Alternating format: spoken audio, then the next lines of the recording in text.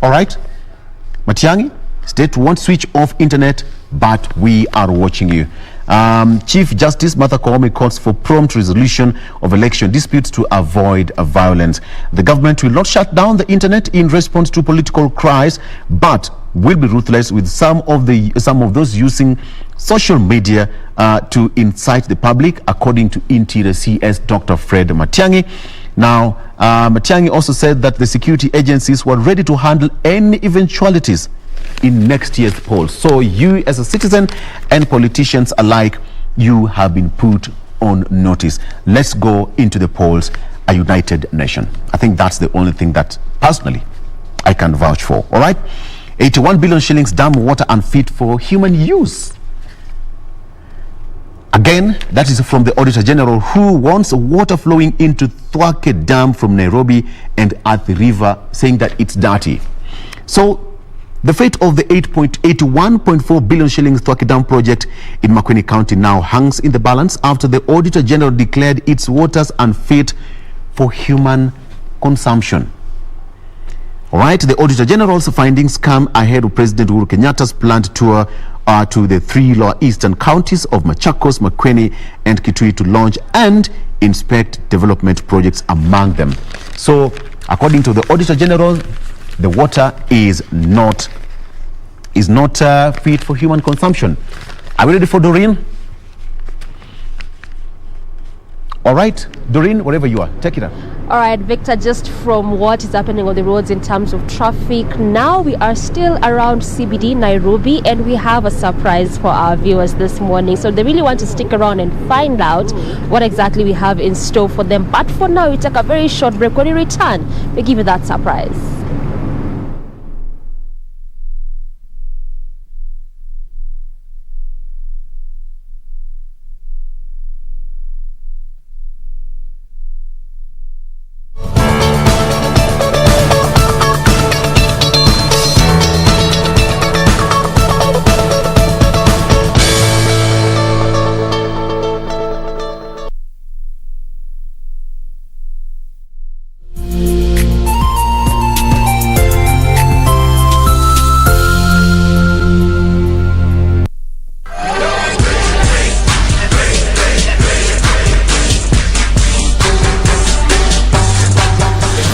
Chicago was the first lesson. In Chicago, we took down the film. The battle riot was the second. Here comes Atlas Security. Oh, thank God. The referees, they're everywhere. MLW, are you really ready for another lesson? Tom Lawler, you thought these was gonna hold me back? See, We are Contra Unit.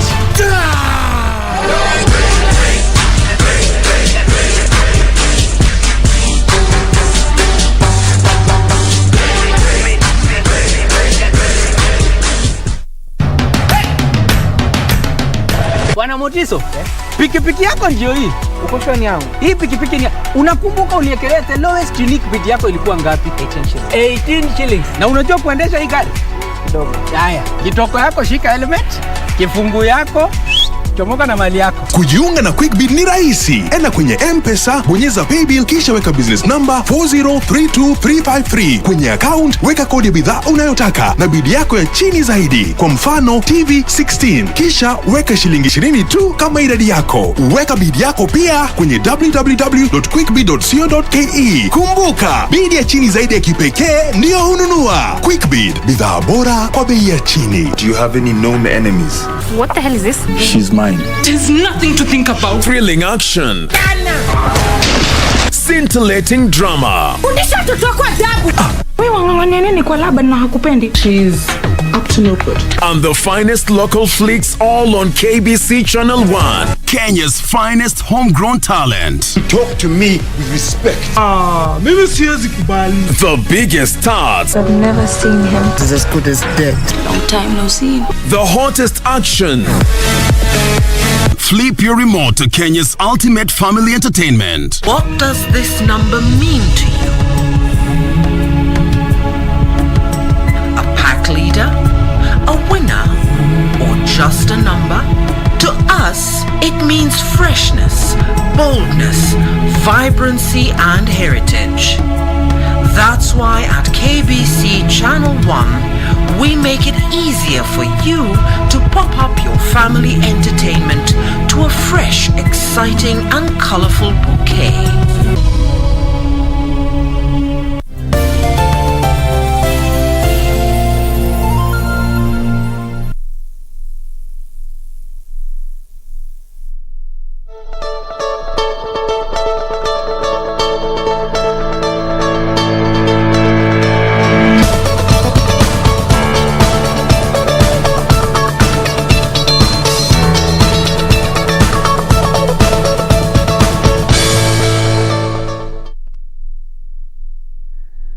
Welcome back to the program. This is Good Morning Kenya, and you know, if it's Thursday, it's definitely Entertainment Thursday. And this morning, just like I mentioned to you earlier, we have a surprise for you, simply because we won't be doing it in studio. We are around CBD, and we want to speak to a gospel artist. Our focus this morning will just be on the evolution of gospel artists, given the fact that this is actually an upcoming gospel artist goes by the name of Vosti. Na yuko hapa na mimi, so you just want to find out how he's been doing, how his music has been like for this 2 years, and also how COVID has affected him as an artist and how he's been doing so far. Mambo bambo. Niko fiti. Mwenyezi Mungu anasaidia. Niko poa sana. Hakuna msanii wa gospel asemangi Mwenyezi Mungu amsaidie. Kweli unajua mwanzo sisi tunafanya kazi yake, so lazima tumtangulize mbele. Anasaidia sana. Kweli kabisa. You know, before we began, my producer on the other side was asking, ni Vosti, Vosta, Vostisho. So hii jina, hebu tuambie, to tell us something. Okay, ni jina iko short na pia ni jina ambayo inashinda wingi kutamka, unaona.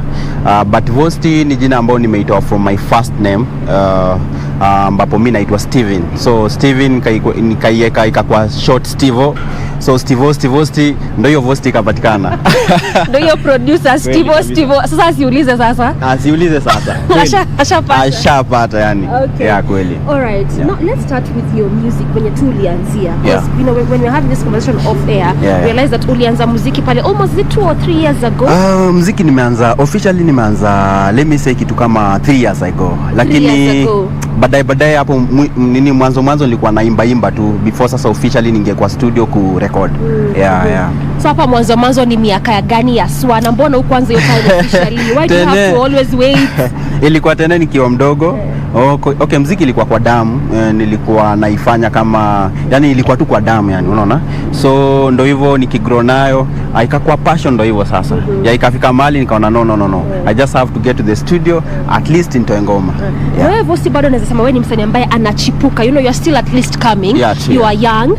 Na tunaona sana kwanza wasanii wa gospel. Mtu anaanza like almost 2 years ago, 3 years ago. Tunamwona pale around the next 5 years ameenda secular. Ama tatujipe yako. I think kwa wale wenye maybe wanaenda to the other side, naweza sema maybe hawaja receive calling, ama maybe wao wako too into the world, as in wanaimba tu muziki kuimba, unaona.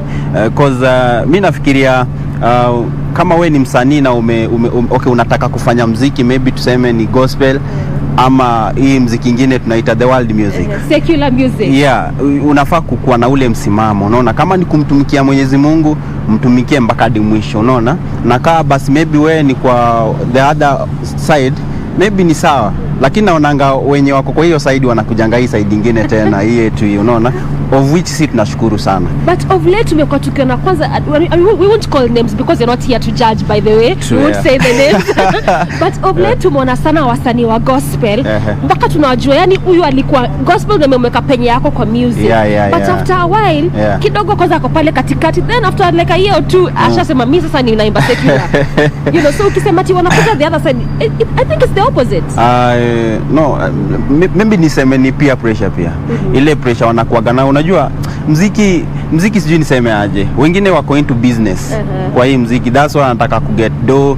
Mtu anataka kufanya muziki kupata pesa, yani unaona, na mwingine anataka kufanya muziki maybe kwa his own whatever, unaona. So muziki, let me say, muziki iko wide, na kwa wale maybe wanafanya muziki into another way, wanataka maybe kuweka mafans wakuwe na ile tuseme wakuwe na ile sijui wachukulia aje, sijui naweza iweka aje, lakini niseme muziki ni kitu moja ambayo inaweza kupatia peer pressure, ambapo watu wanaweza kukuambia, mafans wanaweza kukuambia no, we like ukifanya hivi ukwe hivi, unaona, maybe kama ulikuwa na imba gospel wanakuambia the other way around, then unaona unaenda to that hiyo field. Okay. Yeah. Na kuna kitu mention which I want us to stick there just a bit, at least hata wale upcoming other gospel artists ama wale wanasikiza can have a better understanding of what you said, and this in regards to ulisema wengine si calling, some just here mtu ana feel me maybe niko na talent, so why not music to the world. Kweli.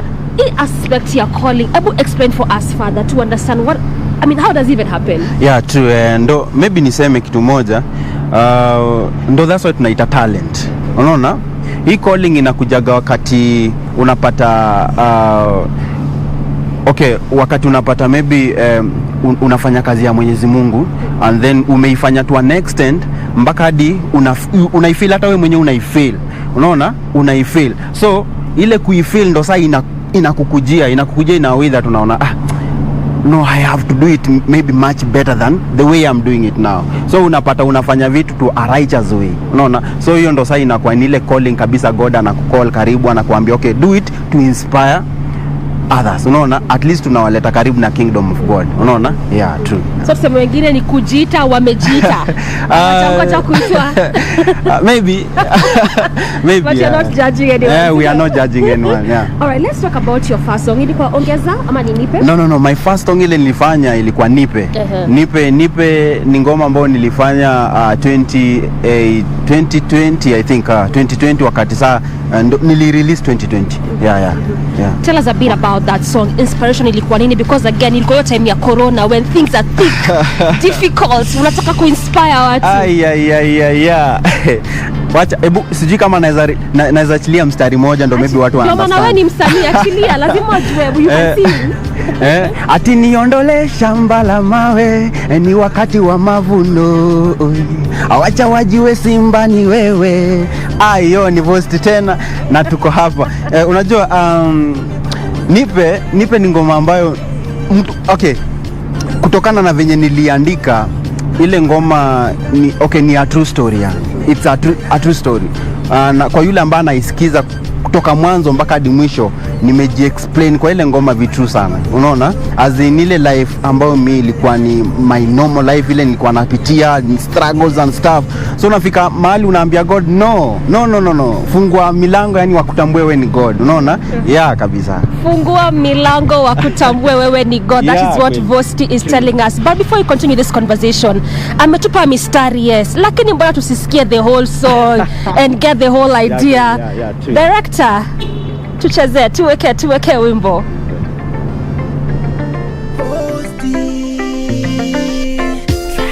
Unaniona tu, ujui nilikotokea.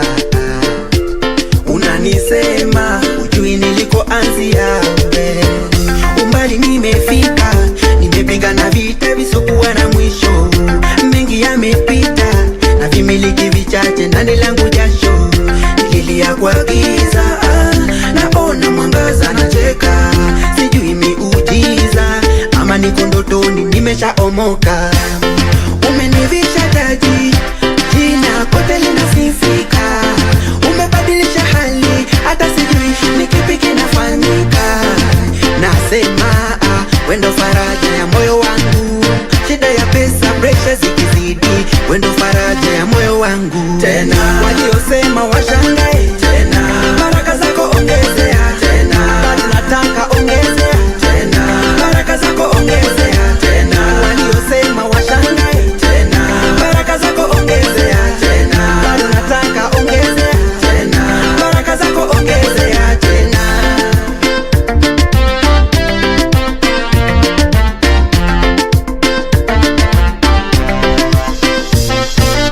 Najua sipo nilipokuwa jana, hatua nimesonga.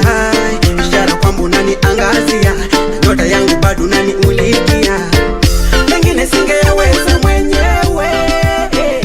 Hiyo sasa, that is Nipe, the first song by our guest this morning. Bado tuko na yeye. We are still with him hapa, and he's telling us about his music journey. That was just a sneak peek of what he has done, but he has done more just aside from that. Vosti, let's continue the conversation. Well, yeah. And we're talking about the inspiration behind your first song, and you're just telling us how things were, and it was more of an inspiration song.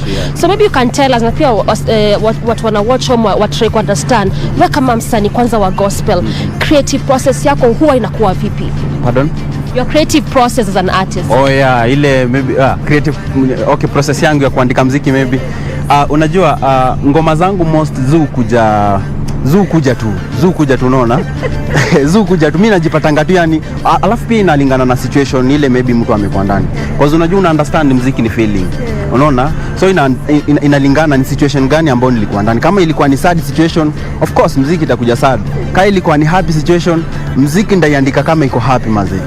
Lakini kwa hizi ngoma zimefuatia hapo sili sana. At least zimekuwa happy. Sana. Sijui nini na wasanii wa gospel na kulialia. Unajua ile kulialia ni venye unaanza muziki. Unajua kuna mahali pale unaanza from the scratch. So ile una struggle ni unaifeel. You feel it, so lazima una release ile feeling yenye uko nayo kama msanii. Una get So siwezi kuwa ati niandike muziki wakati na struggle then niandike muziki happy, unaona? Haita make sense. Lazima ni feel kabisa watu kumbe huyu jamaa alikuwa ametoka mahali kwenda. Unaona? Kweli and it has to be as real as possible. Okay. Now, kuna kitu umesema, and I just want us to stick there a bit. Also because you're a gospel artist, umesema ati wewe kwako tu muziki unajua inakuja alafu pia ni feeling. But unapata mara mingi we get to understand that especially for a gospel artist inafai kwa sometimes they will say you need to be reading the word, that needs to be inspiration. Sometimes it could be things that you've gone through that needs to be inspiration. But wewe kwako tu ni feeling like inakamka imekaa. Hebu tuambie. No, wakati mwingine ni venye pia ile venye umezoea yani. Unajua kwa wasanii wengi si ati lazima maybe read the Bible or maybe you get whatever you want. Kama muziki yangu sana mimi wakati naandika kuhusu life. Unaona life inspiration and stuff. So it's a normal life ile mtu anaenda through. So exact mimi naandikanga kitu napitia. Ndo that's why ni muziki yangu sasa hiyo, unaona? Kama maybe ningekuwa nasoma Bible and then I could be writing the word. Unaona? But yes, of course, ka gospel artist nasoma Bible, si ati sisomi Bible, unaona? Yeah, but muziki yangu ni kuhusu maisha kawaida. Na unajua mimi sema it's always important for me to always ask that question, especially for gospel artists, because tunakuanga na hiyo notion ya you see as a gospel artist we need to like listen that the fact that your music is mostly from the Bible. It's inspired from the Bible, but sometimes kuna that aspect of I just want to encourage people.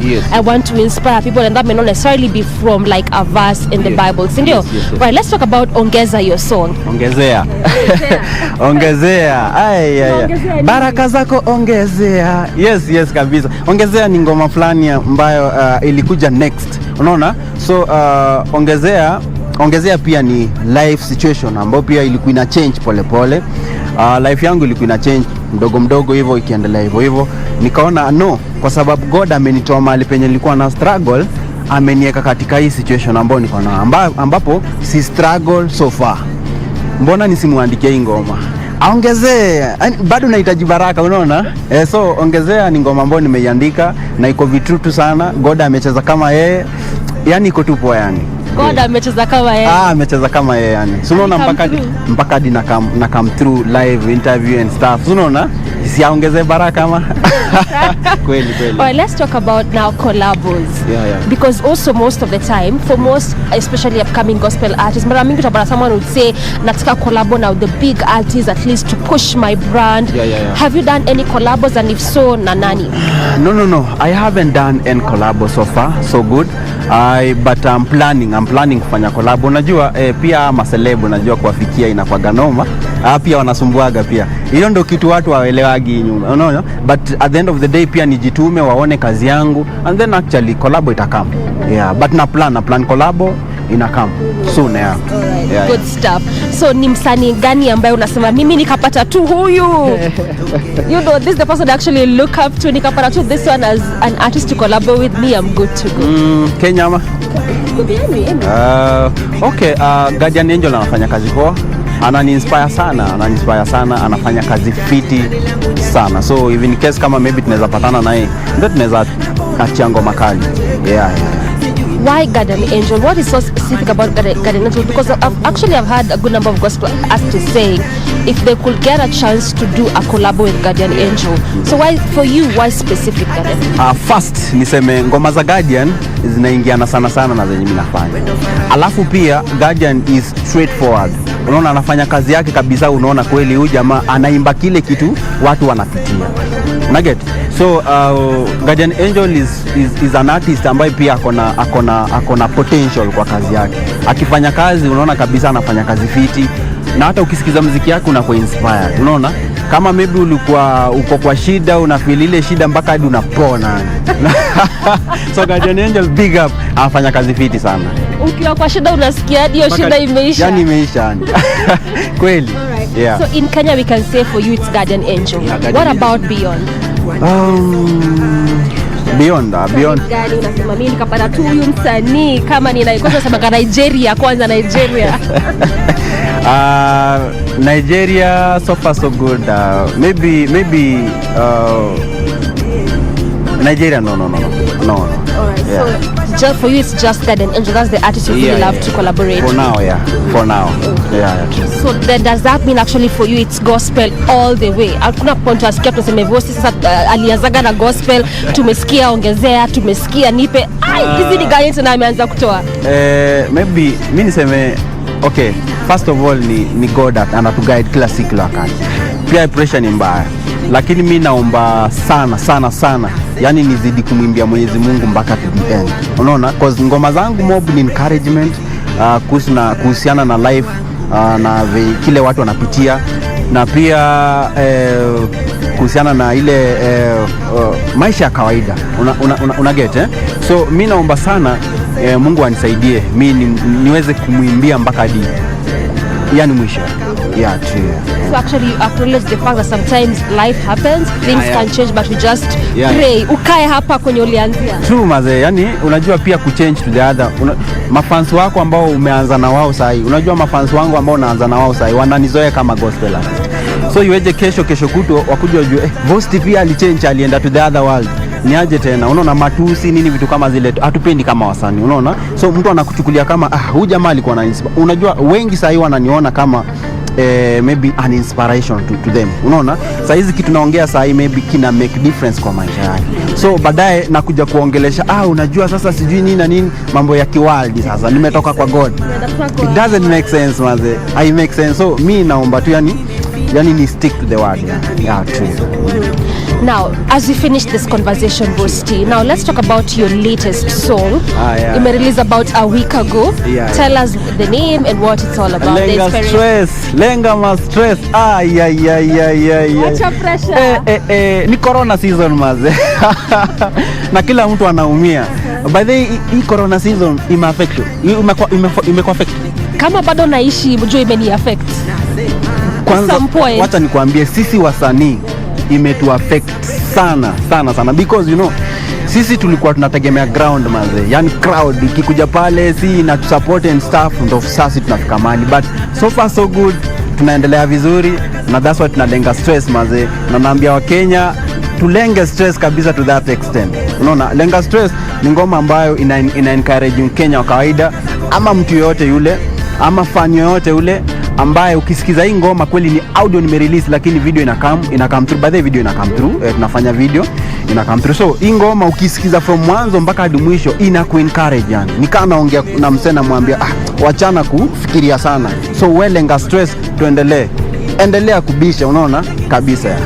Na wimbo zako mob ni more about inspiration, encouragement. Yeah, true, yeah. Okay. Ngoma zangu mingi lazima. That's why nimekuambia mimi huandika kuhusu life. Unaona? Life occurrences nini, nakuwa inspired na zile vitu zinafanyika real, unaona cause mimi nikisoma mtu hii situation yake inampeleka hivi na hivi, lazima sana niandike ile kitu kabisa na feel. Ukisikiza ile ngoma una feel kweli hii kitu inani affect, that's why utataka kuisikiza tena na tena, unaona. So it's just encouragement nini na vitu kama zile. yeah. Na kuna swali umeniuliza ati vile corona imeni affect, nikasema obviously you know if you're still living to some point, it has affected everyone. Then you've mentioned kwanza kwa wasanii imekuwa tricky sana. Mbaya sana. Unajua kuna yule msanii alikuwa anategemea shows. Kuna yule msanii alikuwa anategemea bibi tuseme crowd, unaona? Lakini sasa unaona okay, crowd ingekuja pamoja, unaona? Shows hazingekuwa, unaona? So waliban kila kitu, unaona? So msanii alikuwa ameathirika pakubwa sana, unaona? That's ange make it to that extent, unaona? So hivyo ndo sasa ilifanyika kwetu sana wasanii. So wewe haswa specifically, wewe personally Kavost ili ku affect kivipi? Mimi ilini affect pakubwa sana. Unajua sasa ndo muziki wangu nilikuwa nimerelease by the nipe 2020 wakati saa corona inakuja tu hivi, nilikuwa nisha release karibu 2 days ago, na ndo tunasikia wakiannounce corona ndo hii. So unaona mimi nilikuwa nataka nifanye marketing media tour and stuff. Singefanya ile ngoma media tour, na ni ngoma kubwa by the way, it's a good song, Nipe is a good song. So singefanya media tour hata kidogo, unaona? So na singefanya hata shows, unaget? So ikabidi nimeban, na imebidi hiyo ngoma pia icheze chini ya maji yani, unaona? So ili niathiri pakubwa kabisa. But at least saizi unajua amefungwa na try kufungua hapa na pale, so I think speaking up about it's just still the same situation. Yani nasema Prezo acheze tu kama yeye pia. Asibana, asifunge. Unaona venye tunaenda tu hivi, I think corona iko ndani yetu, unaona? Iko ndani yetu, lakini tunazingatia yale ambayo wamesema, zile rules wameweka za corona, unaona? Tunazingatia kabisa zote, lakini asifunge. At least tukiendelea hivi tunaona kama kila kitu itakuwa poa. Right, so then what's next for Ghost? What are we expecting for you? Ayo, expect makubwa maze. Kuna vibao kubwa vizuri ambao yani kuna ngoma kali ambao zinakuja, collabos pia expect kwa kwangu. Alafu pia nahitaji mafans, support yenu ndio kubwa. Unajua nyinyi sasa ndio mna creating msanii anafika mahali alafu anakuwa sasa ni msanii tosha. So mimi hapa naomba mstick na mimi tuendelee pamoja hivi, alafu msupport kabisa hii talent, kwa sababu talent kubwa kabisa. Expect mazuri kutoka kwa Vosti. True. Good stuff. Thank you so much for your time, Vosti, and also at least for sharing with us your gospel journey, and also the things that gospel artists need to do to ensure wana stick pale. Kama umesema ni gospel artist, kaa kwa muziki ya gospel. Kama umesema ni secular, kaa hapo tu, si ndio? Alright, so that has been Vosti Kenya, like I mentioned, talking to us about his journey. But you know, you're done with entertainment Thursday. You know, it's Thursday, so it's a day to just take things easy and light. We still have another artist coming on board who will be talking to us about his music, and you really want to find out what exactly this is going to be all about. But for now, we take it back to studio. When we return, we give you that.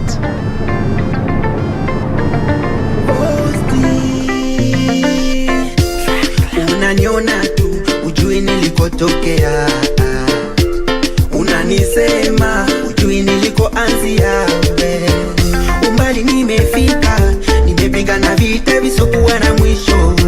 Mengi yamepita na vimiliki vichache ndani langu jasho. Nililia kwa giza, naona mwangaza, nacheka. Sijui miujiza ama niko ndotoni, nimeshaomoka. Umenivisha taji, jina kote linasifika. Umebadilisha hali, hata sijui ni kipi kinafanyika.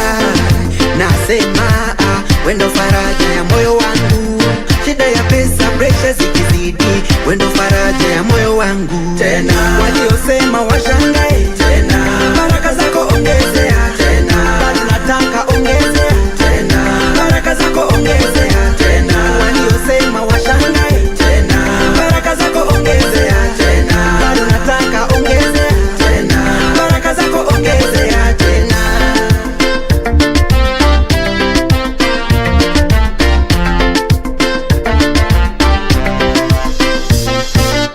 Najua sipo nilipokuwa jana, hatua nimesonga. Ishara kwamba unaniangazia, nyota yangu bado unaniulikia. Pengine singeweza mwenyewe, Daddy, kweli umepaguza penyewe. Tunda bichi bovu meliokota, kalipasha moto likatokota. Sasa limeiva tayari kukuliwa. Bichi bovu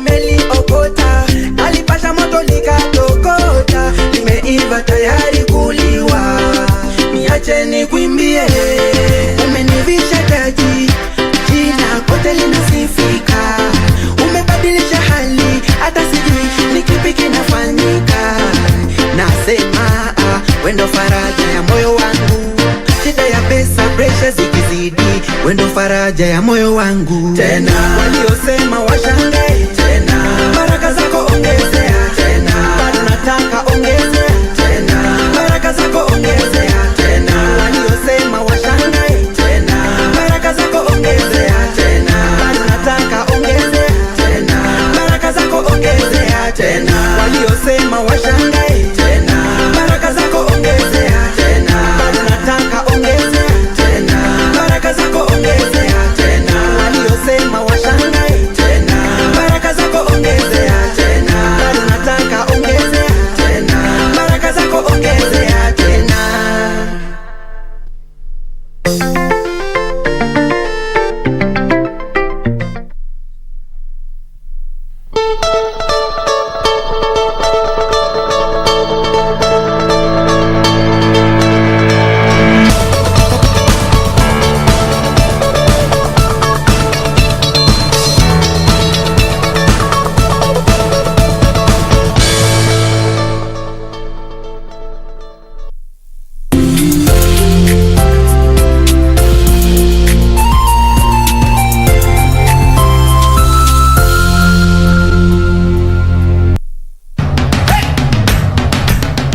Bwana Motiso, pikipiki yako ndio hii. Uko shwani yangu? Hii pikipiki ni, unakumbuka uniekelea the lowest unique bid yako ilikuwa ngapi? 18 shillings. Na unajua kuendesha hii gari? Kidogo. Haya, kitoko yako shika helmet, kifungu yako, chomoka na mali yako. Kujiunga na QuickBid ni rahisi. Enda kwenye M-Pesa, bonyeza paybill kisha weka business number 4032353. Kwenye account weka kodi ya bidhaa unayotaka na bid yako ya chini zaidi. Kwa mfano TV 16. Kisha weka shilingi 20 tu kama idadi yako. Weka bid yako pia kwenye www.quickbid.co.ke. Kumbuka, bid ya chini zaidi ya kipekee ndio hununua. QuickBid, bidhaa bora kwa bei ya chini. Our legends, your legends. And now they're back on your screen. There's nowhere like home after 31 years. What a feeling. Karibu kwa taarifa zetu za leo. Mimi ni Badimo Hussein. Bringing you news you can trust. Kuungana nasi kwenye taarifa zetu za humu nchini, ugaibuni na hata kwenye safu za spoti. Join us every Saturday on KBC Darubini and KBC Channel 1 News as we bring you comprehensive news coverage presented by the trailblazers of newscasting in Kenya. Nunda Tesi na Omo, Rejeni Ngamani. The Legends News Edition on KBC Channel 1 every Saturday.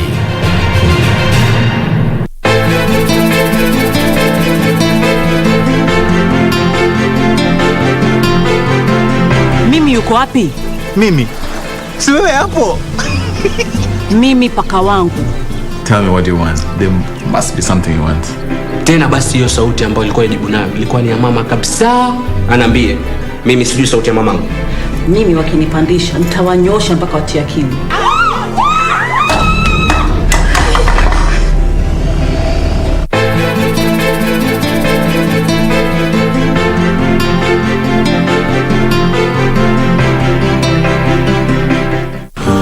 I'm walking on the streets of Konza Technopolis. Yes, you got it right. The African Silicon Savannah is slowly but surely taking shape. But the question is this: what do we need to do to accelerate the progress of Konza? The project is taking shape. As you can see, the Konza complex is up and the roads are ongoing construction and the project is becoming a reality. This week on Inside Government, we talked to Kotida Chief Executive Officer, Engineer John Tanui, on the progress of Konza and the future of the African Silicon Savannah, right here on KBC Channel 1.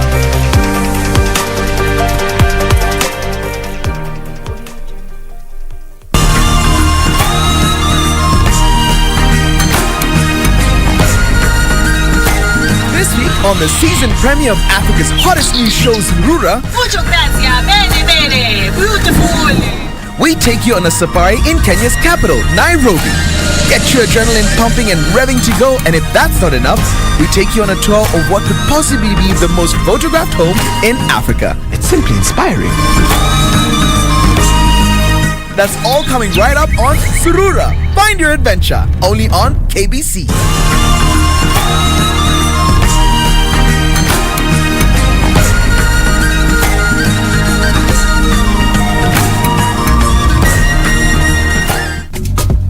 This is where it all began. As the mother of broadcasting in Kenya, you can trust KBC to bring you authentic news and programs to your living room. As KBC, we take pride in our unrivaled heritage as Kenya's trusted national broadcaster. Commanding over 92% digital television signal coverage of our country, 23 radio services that cut across our entire language spectrum, a national, regional and international digital presence backed by the most experienced and top-notch broadcast professionals in the industry. A very good evening to you. The new look Kenya Broadcasting Corporation is truly ahead of the pack. Turn to the mother of broadcasting in Kenya for stories that resonate with our identity, our aspirations as a people united in purpose. Real stories of hard work, of passion, of creativity, of big dreams. Stories that cement our nationhood. Stories that bring us together as one. We take pride in our shared heritage and destiny. KBC. Informing, educating and entertaining Kenyans as one nation. KBC. Kenya's listening. Kenya's watching.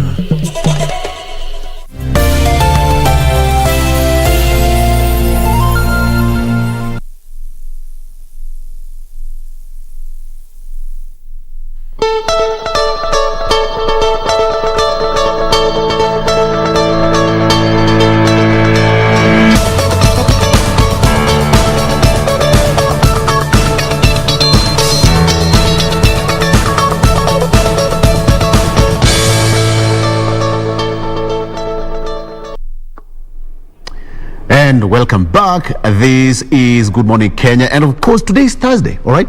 Entertainment Thursday. You know, they say too much work and let's play make Victor Tom. Okay, all right, Victor, a dull boy. So let's play today just by entertaining ourselves. It's good. Even God loved entertainment. That's why David played a harp to God. I got it. Good one. So today is going to be an amazing show. We have got a new show premiering tomorrow called Zurura Show, and I'm privileged to have a gentleman and a lady behind the whole of that show. I have got Nick Wangondu. No, ladies first. Let me start again, please. Not Nick. Not Nick. Tunaweza vuju hapa, my friend. So let's just say that we've not started the introduction. Okay. Let me start by Ashiko Mbune. Yes. Look at that. Look at that smile. Look at that smile. And then you want to tell me that Zurura Show is not going to be zururaring around. With that smile, she is the host of the show, as well as Nick Wangondu, who is the creator and the host of the show as well. Karibuni kwa show. Asante sana. Set yetu inakaaje? Iko smart. Mkazurura huko, mliona set kama hii? Tukarudi tu hapa. And I'm told that Nick was an intern. Yes, here at KBC. Yes. About 11 years ago, when I came back from uni. Yeah, I was here for 4 months. I had the pleasure of working under your producer, Ben, here on the floor running around. And 11 years later, I'm back here premiering a show that... How does it feel? It's amazing. You know, this we couldn't find a better home than bringing out this show on KBC. Yeah. So it's like you're taking it back home. Exactly. All right. Yeah. Absolutely. How is it?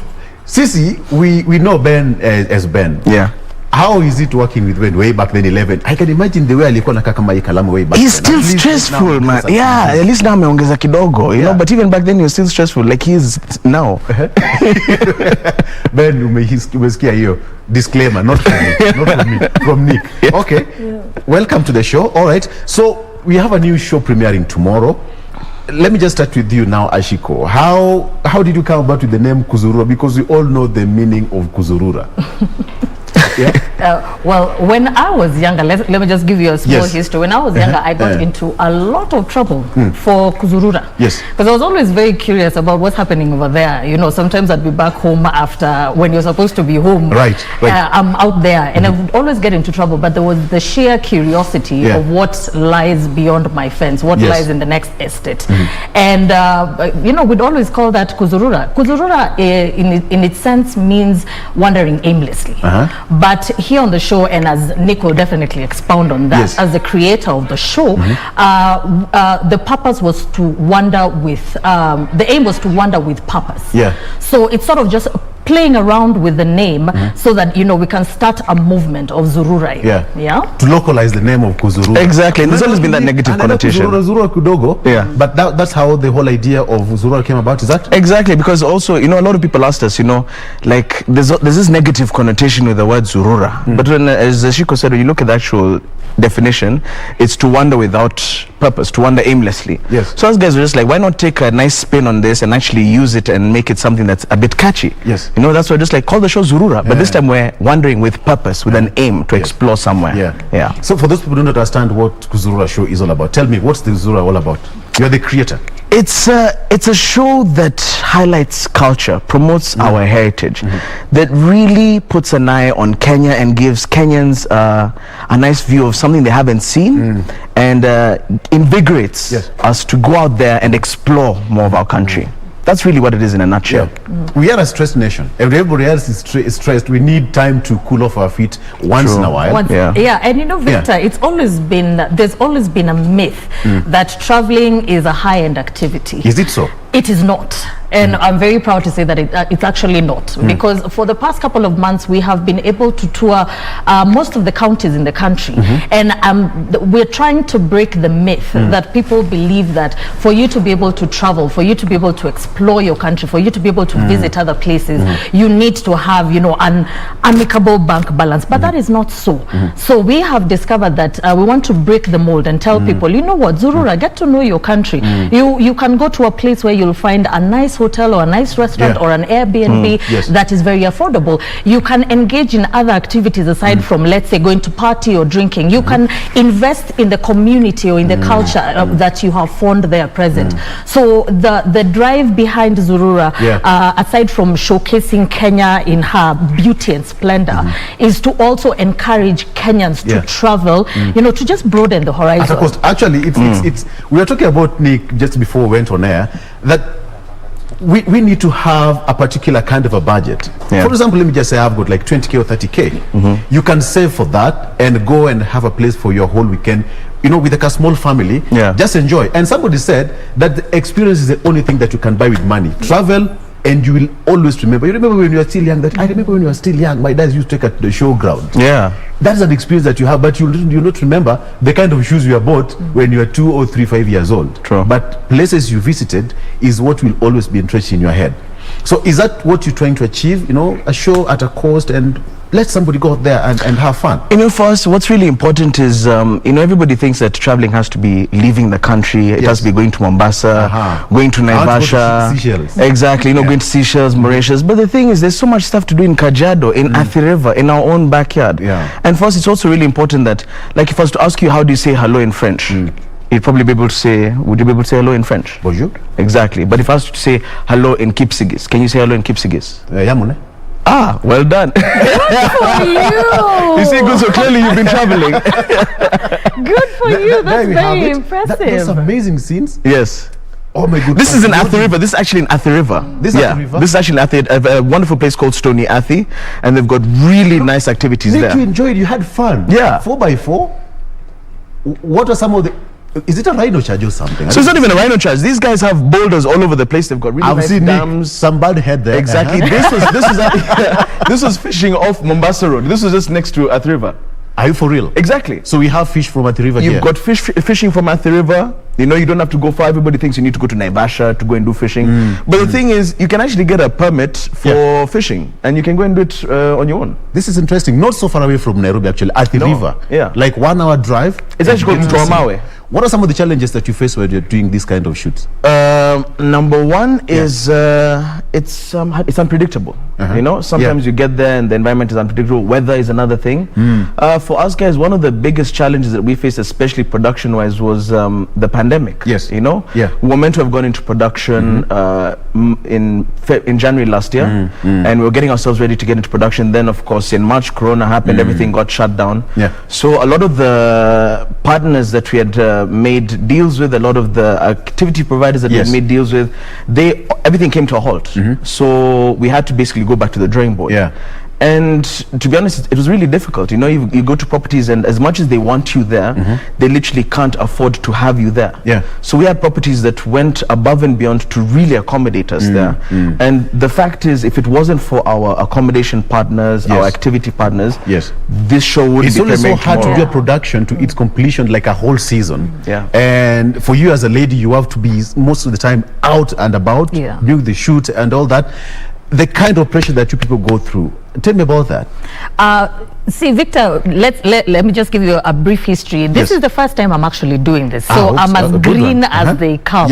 You know, green. But the opportunity, when Nick reached out to me, the opportunity could have not been at, you know, that was a perfect time for me. I'm from, you know, I was in corporate Kenya for a number of years, did the 8 to 5 job, and then I got into zombie mode. That's what I call it, where you just wake up in the morning, go make somebody money, and then go back home. And there was a yearning deep within me. As I said, something for yourself. I've always been Amzururaji. You know, I like exploring. I like knowing things. So it's like she's the one who came up with the name. Unless you say the name chose me. All right. So for this whole time, when Nick reached out to me, and of course, I mean, it sounded too good to be true. Like, who gets paid to travel? It sounded unbelievable. So when we did have a sit down and we discussed everything, and he explained to me the nitty-gritties of what actually goes on when you're shooting a show, where you have the number of episodes, how long you're going to be on the road for, you may be away from your family for, you know, weeks on end, away from the comfort of your home. Remember, I was a creature of habit for a number of years. It was very scary at first, but of course the zeal inside and the excitement, you know, something had to give. I said, okay, fine, then let's go forth. And like Nick has said, meeting the kind of people and the individuals that we have met out there has made the experience completely. It opens your eyes. You know, your eyes appreciate the beauty of our land. You know, I'm a very firm believer that we are scared of what we don't understand. And by only if you immerse yourself completely in a different culture, in a different tribe, in a different profession, is the only time that you'll actually appreciate. And that is what I've gotten. Have it again. Yes. Where was that? This was in, just on the border of the national park. A really nice property called Ololo Lodge. And this was at Buxton Tunnel in Kiambu County. Not many people know this tunnel is there. I don't know. I've never been here. Yeah, it's nearly a kilometer long, and you go inside there. Of course, you don't go there on your own. This wonderful group is called Let's Drift. Young guys who are taking people on local tours within Kiambu County. You get linked up with them. They'll take you for the tour. Of course, they'll provide you with security because you don't want to go through that 1 kilometer tunnel on your own. Look at that. Exactly. These guys are young. You know, like their membership before Corona was about maybe 90 members. As soon as Corona hit, like 2 months into Corona, it went from 90 to 1,000 members. Are you serious? To 1,000 members. And like, so guys wanted to travel. People want to get out. The thing is, people want to get out. Everybody was trapped inside the house. People want to get out. This is Kitengela Glass. Yeah. So what you'll notice, Zurura is just not about traveling. So what we do is, when we go to a specific county, because we have done county by county, we want to look at their e-commerce, we want to look at their business opportunities, because that's what Kenyans want to see. You just don't want to see the ocean and the forest all the time. Yeah, so like there we were doing organic. So we are also, it's infotainment. So we talked about organic farming, we talked about the balcony gardens. Most people live in apartments. What can you grow, especially when we are dealing with the food crisis, the pandemic? It's very important it for you to be self-reliant. So Zurura is so much more than just let's go travel. Yes. So now here it's broaden your horizon. You know, discover what is out there, appreciate what is out there. How did yes, Nick. Sorry, we've seen such interesting people. You know, there's a snake farm in Watamu that milks venomous snakes to sell the venom and also to save lives. Yes. You know, we've gone all the way to Eldoret to see Rivertex to understand the capacity of Kenya's manufacturing. You know, the same guys who are responsible for our president's shirts. You know, so it's really interesting when you see these different vying lifestyles and all these people that make up the fabric that is Kenya. You've just talked about from Watamu to Eldoret. Have you gone to Homa Bay? Yes, Lake Victoria. Yes, we have. If you note that show, will not premiere tomorrow. You have to look for a scene, make sure that scene is done. Not only did we go, we went to find out where omena comes from. We went fishing with the fishermen. We went with the fishermen. You see, to understand where omena comes from. We actually went to one of the local restaurants there for them to make it first, to actually show us how it's properly made, not how some people cook it in. You see, when we're talking about Zurura, let's not talk about omena, how it's made. it's 8. Yeah, it's really lunchtime. No, we're far from lunch. Not yet, lunchtime. Bado. And Kitui, did you ever go to Kitui? Kwa kida Ben Kamute there? Not yet, but we'll visit Ben's home ground. We'll get there. That's why we're doing season 2. Yes. Ben is saying that kama mutenda Kitui because you know he's going to cancel the show. Something will be done. That the show will just hang mid-air or just freeze. Yes, it a freeze to happen too. Ben, you know what I'm talking about. That is it. So you know, as Kenyans, this is where you get a whole view of Kenya 360 degrees, because when you have, you know, a travel show, people love traveling. The moment, in fact, they say, do not wait for people for you to start traveling. Pack your bags and go. You will meet new people there. Yeah. And I'm so sure that you've been meeting people, new experiences, different cultures. Tell me one of that amazing culture that you, as a Shiku, you left the comfort of your house and you just said like, wow, this is Kenya. And I'm not being biased. No, yes, appreciate what you saw. I'm not being biased. So obviously, you study history in high school, and you always hear about the legends. Yes, you know the legends, and what we did is we visited the Nabongo Cultural Center. Yeah, by the way, we have legends. We're talking about the legends. Yes, we have them here. And there's so many. We have the legends. We visited the Nabongo Cultural Center, and for me to see what I have been studying, what I've been reading in the books, and I was able to see the graves of the various Nabongo mumia, you know, from dates, you know, 1867, all of that. That experience to me was very emotional. It was very moving. When you see something that you read, of course, then you know that the impact, the memory is going to be so much more. The other experience that was wonderful was Luanda Magere.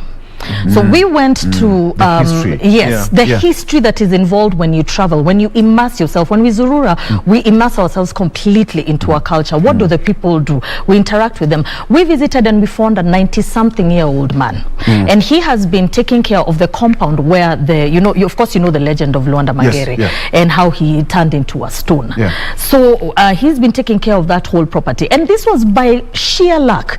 We had not called ahead and said we need somebody to be there to guide us around, nothing like that. We got there in the morning, we found that he's just doing his usual chores that he always does. He's talking and he's old, bent over completely, but such a vibrant spirit, and he was walking around and he was talking to Luanda, and he was having a conversation, and we changed the whole narrative. As much as we'd come with a guide, we were like, no, the story lies with this guy. We saw the rock, we saw in fact, we told the guy to keep quiet. We told the guy we're just like, let's and he could not speak a lick of Swahili or English, so he was speaking in Toluo, and you could feel the impact of what he's talking about. So there was a lady now, our guide was translating for us, and the experience is something that I think I'm going to carry to the grave, because it was not something that was bought. It was priceless. It was not something that I bought or put in the house, or it was not. It was something that is historical, and it will stay with me. Even being in that presence, there was some serenity, and I remember we discussed a lot with my producer about how the air here is even different, because it's rich with culture, it's rich with history, and once you know something like that, I have no choice but to respect the culture and the Luo community. And I believe the more we respect and understand each other's culture, then it will go a very long way in promoting Please, unity. Nick, just it sounds like you're getting into your own skin and you want to understand how the story of Luanda Magere, who is this kind of a person, but even during that time you're shooting the entire season. Tell me the journey. Tell me the journey of, you know, doing the shoot and the pre-production until now you are here. The first episode premieres tomorrow at 8 p.m. It's been challenging. It's been exciting. You know, we shot this pilot 5 years ago. We shot the pilot 5 years ago. No. For 5 years, we've been knocking on doors, and just hoping that somebody would understand our vision, they'd see what it was that we wanted to achieve, what we wanted Kenyans to see, what we wanted Africans to see. Because at the end of the day, if we can't appreciate our own country, what makes you think people from outside are going to appreciate it? So eventually, we approached Union Pay International, which is our main sponsor. It's one of the biggest credit companies in the world. And they understood our vision. And they came on board and said, look, we understand that this is a beautiful show. It's a show that promotes culture, heritage. So we'll back you guys. And we started getting into production, as I said, last year, January. But Corona happened. So everything went organized. Just went south. Everything went pear-shaped. You know, like airlines that we had gotten really nice deals with, all of them shut down. You know, properties that were giving us accommodation for a crew of 9 shut down. Activity providers shut down. But at the same time, we have a budget that's been released. We have to move. Work has to happen. And thankfully for our sponsor, they understood what the situation that we're in. So they said, look, as long as you've still got the energy to do it, go out there, do it. We completely understand what's happening around the world. So we went out there and, you know, we found people who are happy to accommodate us. We had some properties that didn't even have food to feed us, but they had beds. They told us, look, we'll give you beds. You know, we've let go of all our stuff. So we'll bring back the chef to help cook for you guys, but we can't afford to feed you guys. You can imagine traveling with a Shiko all the way from I know. You know, this guys, so just to add on something, we also had to be very flexible. So, and I remember the producer would always say, we have to wear many hats because we are dealing with, you know, very, these are different circumstances. So you'd find that Nick would be my co-host, he would be the director, he would be the DOP, the cameraman, the driver, he would be what? I would be cooking, I would be here. Everybody had to chip in, but of course we were being pushed with the love and the belief that we had in this particular project. Are you happy that at the end of the day it's now here premiering with all those challenges? Happy. I'm proud. I'm so proud to have achieved what we've been able to achieve together in the time that we've been able to achieve it, with the circumstances that we've been under to be able to achieve it. But I'm proud, you know, I'm proud that we've created a fantastic package. I'm really proud that, you know, other production houses would go through a thing of auditioning hosts, but Ashiko and I had been friends on Facebook. We've been friends on Facebook. How did you meet? Facebook. We're friends on Facebook. No. Okay. Okay. The power of social media. Before you tell me how you meet, that's a drift. That's Whistling Moran, And that's me. You're the one who did that. That's Ashiko, And that's her getting ready. That's Ashiko getting ready. That's me gearing up. You see, some of these things I had never done them before. Good one. But you know, when you're diving into the unknown, you go for it. For Safari Rally, drift. Come on. There you go. So I was saying, so we met on Facebook. I know her from Facebook. She was still in corporate Kenya.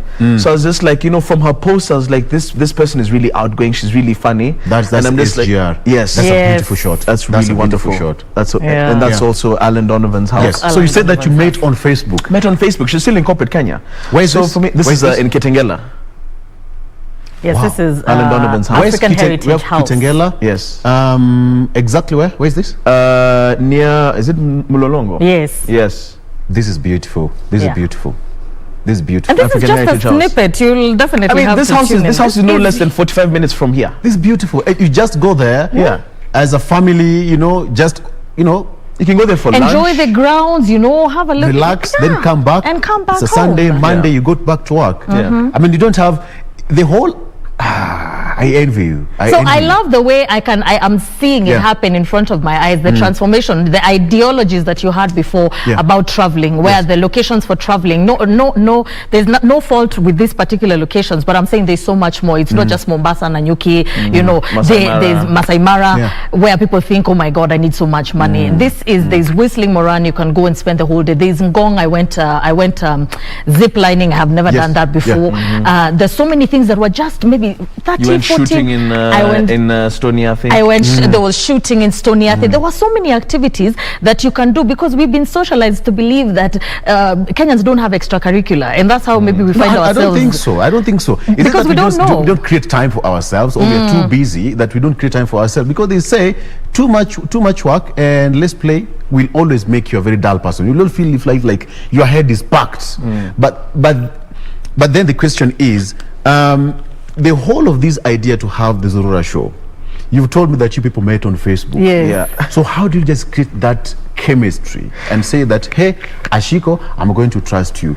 Nick, I'm going to trust you, that we have to deliver this product at the end of the day? You know, what I believe is that you have natural born stars. You have people who have the natural innate talent in them. And just from her posts on Facebook, just from some of the stuff she used to say and some of the videos that she'd post, I was just like, she's got that star, that star factor, you know? And I was just like, let me first meet her and find out if she's actually who she says she is on Facebook. Because you know, you can have the character of Facebook, and then in actuality, that person is they're not the same person. They say you remove the veil. Exactly. Remove the veil. Now, before I declare your husband, okay, now remove the veil. If I listen to the wife, so I actually reached out to her, and like for a month she didn't respond. Maybe she thought I was Katienga. Yes. She didn't respond for a month, but eventually she came. We had a meeting. She met our head of production. Yes. Who's also the co-creator of the show. She met the head of production. We told her what the show was about, and she loved the idea. And the head of production told me afterwards, she's just like, I can see what you saw in her. She's got natural talent. Yes. And sometimes you don't have to really do auditions. Of course, it's a gamble. Yeah. You know, you could have somebody who they could really be nice on their social media, but as soon as you put it in front of a camera and they see the red light, they freeze. Yes. Completely, like a deer in headlights. But that wasn't her. You know, for her, she thrived on the camera. She thrived meeting new people, engaging new people, wanting to find out what does your community eat? Where do you guys go and shop? I see women here making beads. Where do you get the beads from? You know, can I help you? So for me, I was just like, that's what we need. And money can't buy that. No. It can't. No. It can't. The experience. What are you trying to achieve with this particular show?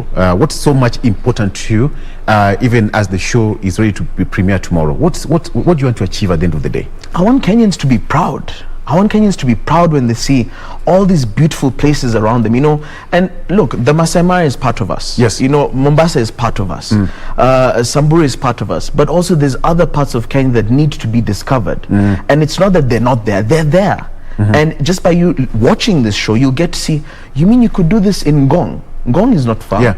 You mean you could go to this house just how creative you get. Exactly. We want to have fun, right? Yeah. So first, it's a show that we want Kenyans to be proud of it. We want Kenyans to look at it and, you know, talk about it and say, this is something that promotes our culture, our heritage. Because for us, it's so important that our culture and heritage is really pushed to the audience, because to a certain extent I feel like we're losing it, you know, especially with the youth. We're losing it slightly. Yes. Yeah. So for us, most importantly is that it's also a family show. You know, there's not many family shows or travel shows that you can sit down and watch with your kids without it being slightly a little bit uncomfortable to watch. It's general audience. Exactly. It's a general audience show. So we want you to sit down with your family, with your kids, with your grandparents, and watch the show. Yes. Yeah. Ashiko. Yes. Do we as Kenyans embrace our culture from the show that you know you traveled across, you saw all manner of things, you enjoyed food from different communities, you know, the clothing, you saw different animals that you've never seen anywhere. But the birds, for example, what can you say about Kenya? Do we appreciate what we have? I think we don't appreciate it fully. Yes. Not because we do not want to, but because we do not know. We do not know what's out there. Most of us were either born and bred in the metropolitan, you know, and ushago was something that was always, you know, staki kwenda ushago, tunaenda, or you go for a day trip, and even when you go there, you just interact with your grandparents. I do not want to point fingers, but I said somewhere along the way we lost our culture. Somewhere along the way we lost our direction. Somewhere along the way we looked to ape other cultures instead of ours. So we don't appreciate it enough, not because we cannot, but because we do not know. So what the show is hoping to achieve, and I'm a firm believer, and I will never hesitate to reiterate that, we fear what we do not understand. What the show wants to achieve is to ensure that you see, what does a Kipsigis look like? What does their culture look like? What do the Toluo look like? What do the Kikuyu look like? Once I understand you, Victor, there is absolutely no way I can come at you. Okay, Ashiko, I want us to take a look at some. There's a scene here. Director, that one. That one. Yes. Wewe drone inaingia ndani ya nyumba. Now you're asking secrets about cinematography. Who directed that shot? I did. No, you cannot take all the credit, Maze. He actually did. That was all him. Yeah, I was the director for the show as well as the director of So we're a crew that wears different hats. So we had to, you know, we had to. So he's the in order director. for us to also move forward in other seasons, and of course, you know, God willing, the crew will get bigger. Is we have to understand the nitty-gritty of every single thing in that production.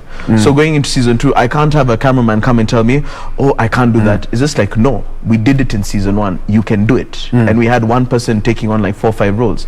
We can't have a makeup artist come in and say, no, Ashiko needs to do this. She knows how to do her own makeup. She's been doing her own styling to a certain extent when you get to certain shoots. You know. So it's extremely important to wear all those hats. I want to ask this question intentionally. If I had, today is Thursday, and most people it's end of the month. If I have 3,000 shillings in my pocket right now, can I enjoy myself? Yes, absolutely. From that show alone, if I have got 3K on the maximum side, can I enjoy myself? Thoroughly. Compass. Okay, start with you. I will start with where I went personally. Yes. There's a location on Ngong Hills known as Compass. 1. There's Whistling Moran. 2. Where you can go drift it. There is Muguga Forest. Where's Muguga Forest? Muguga Forest is just, Kiambu County. you know, you can just, right. 3. There's less drift like what he did. Yes. Where you go and meet, and then there's also the cycle, exploring. So those are already 5 with less than 3K. 3K. But then we can even throw in a soda inside there. Yeah, maybe even and lunch. Yeah, definitely. 3K.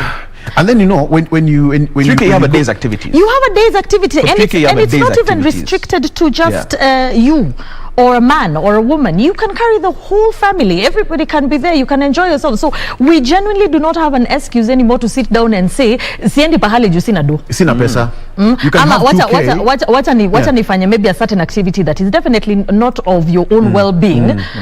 You can take a walk, go hike, go ride a bike, go do. I did, and if I was able, let me use myself as the poster child. Mimi kama Ashiko, mimi kama nilitoboa kufanya vitu zingine. Kila mtu anaweza toboa. It's not an excuse. No one should sit and say they cannot be able to do it. Like for example, getting into this house, you just look at the marvel, you know, look at that, you look at the structures, you know, the antiques in that house, the clothing. That house is amazing. That house is so amazing because the thing is, when you actually get to it, you don't realize that every aspect of that house is African inspired. From the exterior architecture, you know, modeling the houses in Guinea. When you go to the interior, you've got lampshades from Egypt. You know, you've got carpets from Lesotho. The collections inside there are it's priceless. You know, you've got really beautiful artifacts inside there. And then the best thing about it is that you're just not going there for like lunch, because you can go there for lunch. You can either go there for lunch, or you can go there and actually stay at the house. But the curator of the home actually takes you on a journey throughout the whole house. So he'll explain to you where this artifact came from, where these beads come from, how come the Sudanese don't use these swords, these spears anymore, you know. He'll take you through a whole tour of the house, and it's amazing because personally for me, I've never been to a house like that, you know. You go to some houses where people have marble countertops from Italy, you know, but when you look at this African architecture, it's just like, why are we doing that, you know? You go here in Kenya, we have some of the best black marble in Africa, but people import marble from Italy. Why? Why is that? Ben says, you know Ben very well. Ben amesema tunamaliza show. You are his intern at some Ben, point. we're going to go to Kitui. Stop cutting me off. Ben, he says that kama kona show, how much will it, what I'm talking about, quote and quote. Okay. So what do you expect tomorrow at 8 p.m. Moving forward? Some fireworks, right? Yes, absolute fireworks. In 30 seconds, yes. You need to expect to see Kenya like you have never seen her before. Good one. You need to experience the industries, the culture, the diversity. Meet our heroes, our unsung heroes who have excelled in their line of duty, who have enabled us to fall in love with Kenya all over again. Yes. Yeah. Nick. You know what we also found exciting is just by watching the show. Yes. Just by watching the show, just being a viewer at home and watching the show. Yes. You too can actually stay at these properties that we anchored the show from, because we have a hidden gem. A hidden gem. Exactly. A hidden gem that we're now challenging the audience members to find. And if they find it, they might get 2 nights full board accommodation to that property. Oh, exactly. So the things we're saying, that's why we call it Find Your Adventure, because you're not just watching a show to have that aspirational life of this is where I would like to go, this is what I'd like to see.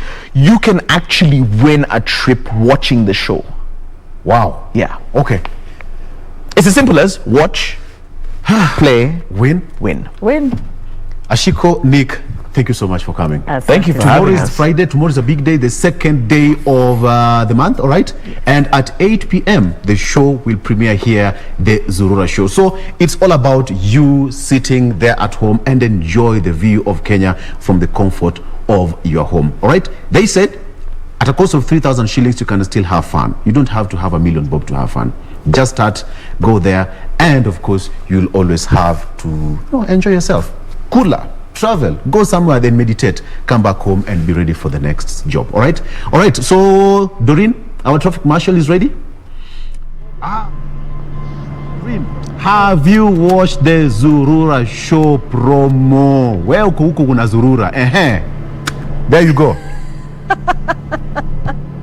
Ushasema mi kwanza hadi nishaanza kuzurura, but that is a very good program. I have definitely watched the promo, and just like what you guys have discussed there in studio, this is a show that gives you the 360 view of Kenya. They've gone to different counties showcasing how the country looks like, so clearly it is a show you do not want to miss. Tomorrow, that's on Friday at 8 p.m. that's when the show gets to premiere. But again, like I had mentioned earlier, we still have more and more surprises. Not yet done. Huku ni Kizurura, we have plenty more after this break. Stay with us.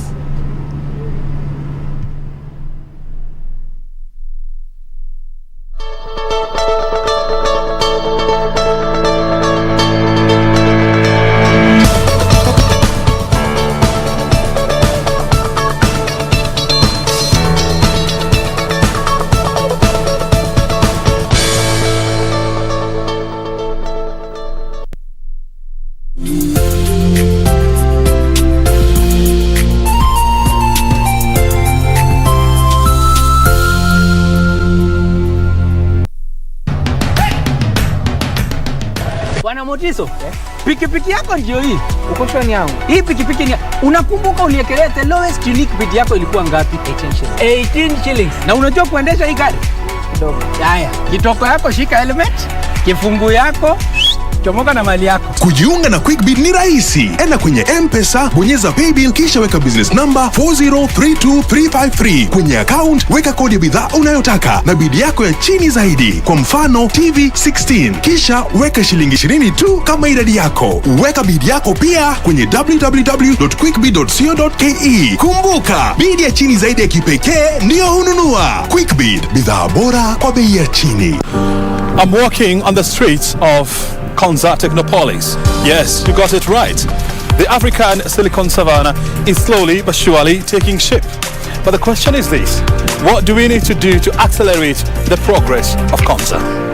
The project is taking shape. As you can see, the Konza complex is up and the roads are ongoing construction, and the project is becoming a reality. This week on Inside Government, we talked to Kotida Chief Executive Officer, Engineer John Tanui, on the progress of Konza and the future of the African Silicon Savannah, right here on KBC Channel 1.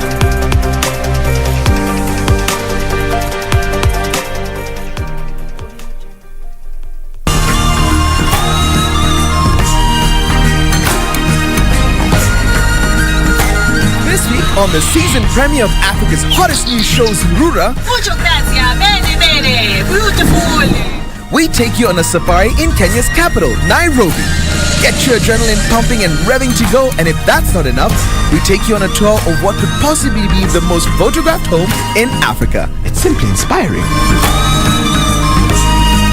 That's all coming right up on Surura. Find your adventure, only on KBC.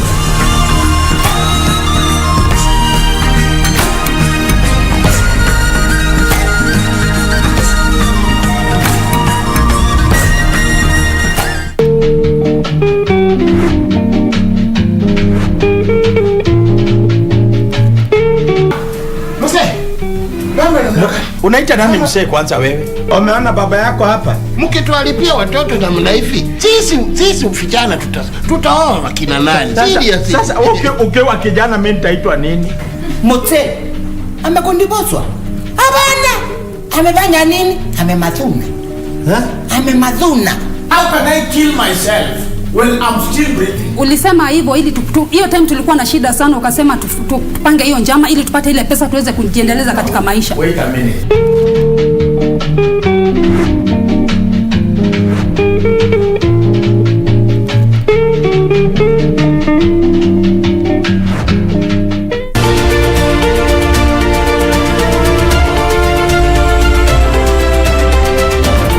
People seeing wild dogs is a dream of a lifetime. The only way I can differentiate between these two individuals born on the same day, same sex, is using this small white unique spot. Last night they only got a small prey, so they're hungry. That thing killed all these packs within a span of 2 months. She's been down for about 25 minutes now. We only have about 10 more minutes to go. They could lose up to 20 animals in just 10 minutes.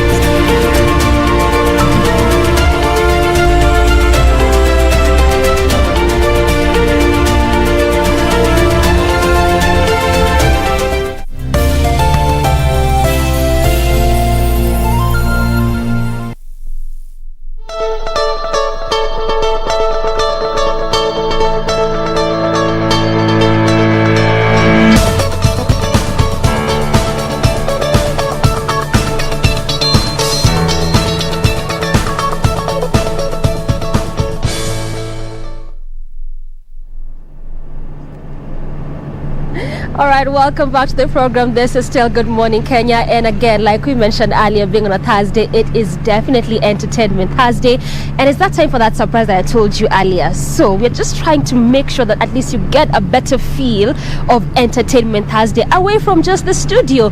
And we still have our artists. Right now, we want to speak to Baby Blake, because of just from the name. Yeah. I will tell us a bit about that one, Kwanza. Okay, naitwa Baby Black, an African prince representing Africa to the world. Ndo mimi sasa. Kupata si Baby Black, ni black. Ni black. Ilikuwa black lakini tukaona juu ni art, tutoe CK tubakishe Q. Yeah, so nile tu the content na yani tunafanya vitu kiujanja. Hebu kwanza tuambie nini inakuanga na wasanii na kukua na zile jina zenye just some interesting names, not their original names. What's in the name? Nini kwa jina? It's the art itself. Ni ile art ambayo msanii unafanya. The art itself portrays who you are. So ukiwa na jina tu, jina unique peke yake inakufanya tu kue yani unabamba tu ase. Jina unique ishakupeleka to the world. Inakupeleka to the world, yeah. So just the name itself, it makes sense, yeah. Just the name itself, it makes everything. Ukiwa na jina unique na jina tofauti, yani nakufanya ukae unajielewa. You know what you are doing and everything. Yeah. All right. Okay, you began music in 2005. You have a couple of songs already. Yep. I mean, and in between 2005 and like 2010, before we begin professionally, you actually took a break. Tell us a bit about that time from 2005 to 2010. Na ulikuwa unafanya nini exactly around that point? Okay, I remember in 2005 was the first time niliingia studio, my first time ever in the studio and to record my music. But due to the picture ambayo wasanii walikuwa wameportray to the community is the main reason why nilipause kidogo, because my mom was against everything I was doing, my dad was against everything, but after yani ile nilikaa kwanza nijiulize maswali, what do I want to do with my music career?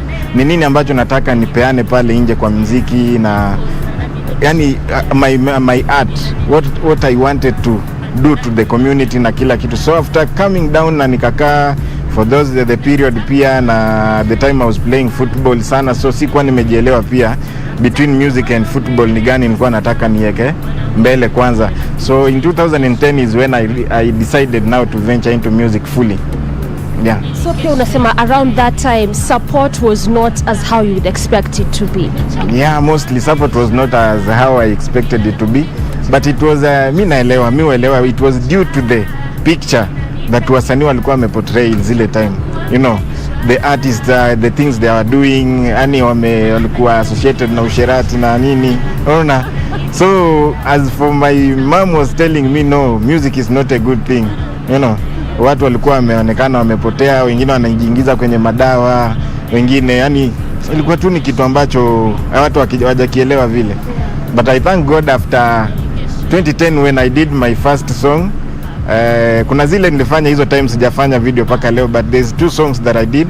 One inaitwa Barua for my mom, kuna Sauti Safi for my parents, and then kuna Mishe for the hustle ile wamepitia kunilea. So after hapo ndio walikuja hasa kurealize ile muziki nafanya sio muziki tu ile watu wanafanya, ni something that it has ile iko na message to the community, ni inspiring na bado ina motivate. Yeah. You know, umesema kitu na nataka tuke hapo just for a short while, because ile muziki ya kitambo, because around that year 2005, 2006, 2007, ukicompare muziki ya then, because you're a secular artist, na muziki ya size, utapata Wakenya wengi wanasema hiyo kitambo ndio wasanii walikuwa wanaimba. So that was the time when music, especially Kenyan music, was really music. But unakuja na different view. I have the different view because of what I believe music has to do to the community and to the entire world. Music is a medicine, na mimi husema music ni weapon. It can be a weapon of destruction when placed in the hands of bad people. But ni weapon yenye inaweza leta amani na ku make a world better if it's in the hands of good people wenye wanaitumia in the right way. And ukiangalia music at the time ile mimi nikiingia 2005, at those time watu walikuwa wanakaa nafikiria about content. At that time ilikuwa ni msanii you make something trend, but wasanii wa sasa wanangoja kitu itrend so that they jump in, unaona. So kuna 2 views ambazo zilikuwa at that time. Ilikuwa ni mimi kama msanii nitoke na kitu ambacho kitaenda kitrend from me, ni mimi ndio yani ile inventor wa hiyo kitu. But wasanii wa sasa unaona kitu ambacho wanafanya, wanangoja ufanye kitu, useme kitu ambacho kitakuwa labda awkward, so wanaenda wanaitumia afanye muziki, unaona. But that's not content. Mimi usema kuna ku make content na kuna ku imitate. Imitating somebody is not about content creating, but content creating is you being unique na ufanye kitu ambacho unajua mimi nakifanya toka kwa roho, na pia hakuna mtu anaweza kifanya better than me, unajua. Yeah. So for you, creating music si tu about trending, mjue kuna Baby Black mahali, kuna msanii fulani mahali. For you, music is actually about the content. Yeah, for me music is about the content because my music nimeona ikiguza watu wengi sana. I do inspirational music, sijaiti categorize either secular ama gospel. Mimi perform hata kwa church, na perform kwenye club, because I came to realize kuna ukijieka sana kwa secular useme mimi ninafanya secular, kuna some point utakosa. Na ukijieka pia kwa gospel ndio ni poa, but kuna some points ambazo utakosa. Kuna watu kama wale Waislamu wanataka uende perform, unajua kuna message, kuna certain message ambayo unaweza enda pale uipeane na itoke poa, yani na iwa change pia the way they think, the way wanafanya vitu vyao. But tukijikategorize hivyo inakuwa ni umejiweka kwa group fulani ambayo iwezi enda place nyingine na ifanye kitu. That's interesting, yeah. Because don't you think that in itself ni problem? I mean, not even a question about categorizing, but we just need to know Baby Black anafanya nini haswa. But wewe unasema hapana, you just do music. Oni kama hiyo ni shida? Hakuna shida hapo. Because for me I believe music, when music was invented, ilikuja kama muziki. So sisi wenyewe na the way yani the place tunatoka ndo tulikuja sasa na zile genre of music. Unasikia hip hop nilianzwa na mablacks because of what they are going through at the time of slavery, unaona. And then kuna hizi sasa mziki zetu, sijui kuna genge, kuna sijui afro pop, kuna nini, hizi kapuka, hizi ni sisi tumekuja nazo, but in real sense music was music. In hiyo word tu music inafaa ibebe zile vitu zote. Gospel iko hapo ndani, ndo unaendanga unaulizwa unafanya muziki gani, unaona. So mimi nafanya muziki fulani, wewe anafanya genge, wewe anafanya, those are genres, but music ni music na itabaki tu kuwa muziki as long as unaelewa kitu ambacho you want to give out to the community, to the world. That's it. Wow, that's an interesting perspective. Never thought of music in that kind of way. So for you, how could you describe your style? Unasema basi style yako ni gani kama Baby Black? Okay, for me, nafanya afro pop, but in a design, in a certain way yenye sijilinganishi na wale wasanii ambao wanafanya afro pop, because mimi kitu ambacho nimekuja nacho na venye naandika muziki wangu, mashairi, kila kitu, I do it in a unique way ambayo nataka ikuwa outstanding. Sitaki kumfananisha, yani sijitaki nijifananishe na mtu. I don't want to follow somebody nieko eti sijui Black unafanya kama sijui nani, hapana. Nataka nifanye hata mimi pia venye nafanya muziki nikuwe na watu ambao labda watakuja wafanye kama mimi, lakini mimi nisifanye kama mtu fulani. Yeah. So unasema for you do it in a unique way.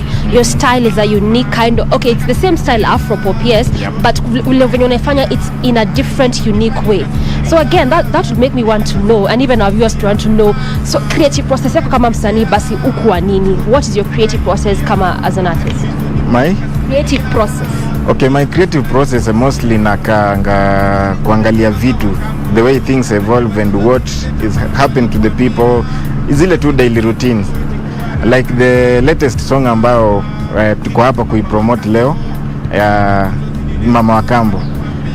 Ukiangalia the content yenye iko pale kwa wimbo, tulifanya mara mbili ili isikue eti Mama wa Kambo akisikia kama yuko mahali, najua wapo, kama yuko pale asifeel kuwa ni wimbo unamuingilia, hapana. Venye nimefanya na Divusi, tulijaribu kuika ikuwe ni conversation. Mimi nasema Mama wa Kambo ni mbaya kulingana, kuna wale vitu ambavyo wanafanyia, their steps, the step children, yani wana mistreat nini, but kuna wengine pia wazuri. So ile mimi nikisema Mama wa Kambo sio mama, yeye anasema hapana, Mama wa Kambo ni mama pia. Sisi vijana sometimes, kwanza vijana wa saa hii tunainanga, ndio ushaisikia mtu anasema unalalamika sana kama mtoto wa kambo, kwa sababu akishajijua yeye ni mtoto wa kambo, kila kitu anaambiwa. Hata akiambiwa umevaa nguo vibaya, vaa vizuri, ni shida, naona anaonewa, unaona. So the content ile mimi create mostly ni what happens to people daily, kama ni mapenzi, kama ni life ile watu wanaishi, hivyo tu. And of course we'll be bringing Divusi in just a short while. Pia tuambie her side of this particular song and what really inspired her to choose to sing the good side of Mama wa Kambo, sindio? Yeah. But again, let's go back to your music. That song, which one was it? Ekerewa. I saw that song and I saw that it actually ni wimbo ya kitu kutoka pale kitambo. Tuambie a bit about that. Okay, Ekerewa, the idea came when I was in school. Though I was cheeky, nilikuwa nasumbua, lakini sio venye walimu walikuwa anaiweka. So kuna time nilikuwa nafika, unakuta uko tu class umeconcentrate unafanya vitu zake. Ekerewa inamaanisha kwanza ni kuekelewa kitu ambacho hujakifanya. So ile time mimi uko tu shughuli zake, and then unasikia kuna kitu ile happen, and then wewe ndio mtu wa kwanza unakuja kutafutwa. If this boy is in school and that thing has happened, he must be among the people, those students that wame cause the issue. So unakuta wewe umekujia kwanza class, kwanza kuja meet us in the staff room, unaenda unapigishwa magoti bure. Sometimes unaambiwa, kuna time mimi nilikuja nikapewa suspension, and then the suspension was ilikuwa inasema eti mimi sasa na wenzangu tunavuta bangi shule. Mimi mwenyewe sijavuta bangi. So nilikuwa nasema, yani kwa hiyo wimbo naambia walimu kwamba, ama watu wale ambao wanasikiza video ama wimbo wenyewe, kwamba sijafanya, ni kitu nimeekelewa. Yani ni kitu ambacho hujafanya, but una mtu anasisitiza, umeenda mahali kumekaa, and then unastukia kitu kimepotea hapo, naambiwa wewe ndio ulikuwa hapa saa, wewe ndio umekuja wa nyuma. Hapana, kama wewe ndio umekuwa hapa, you have to know where that, kama ni pesa unajua kwenye hizo pesa zimeenda, unaona. But in real sense, so like that song imenifanya nikaenda kwenye concert za mostly prisons, because kuna time walikuja hata wale officers wenye wako pale, they believe there are some people in the prisons ambao wako pale without doing anything ile genuine. Wako pale yani ile kuwekelewa pia.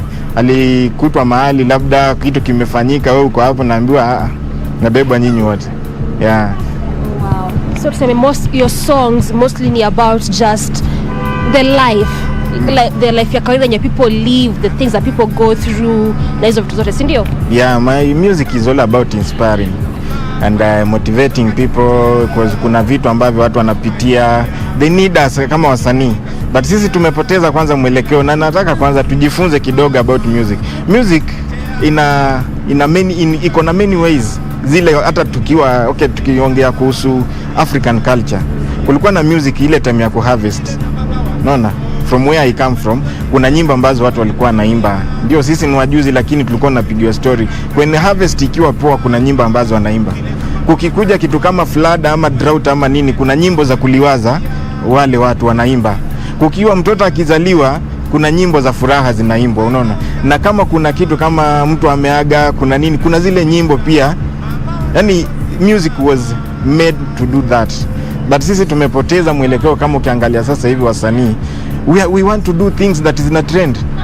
Unakuta mtu ameimba wimbo ndio views atapata, but ukiangalia ile effect ambayo wimbo unafanya kwa community ama society, hakuna.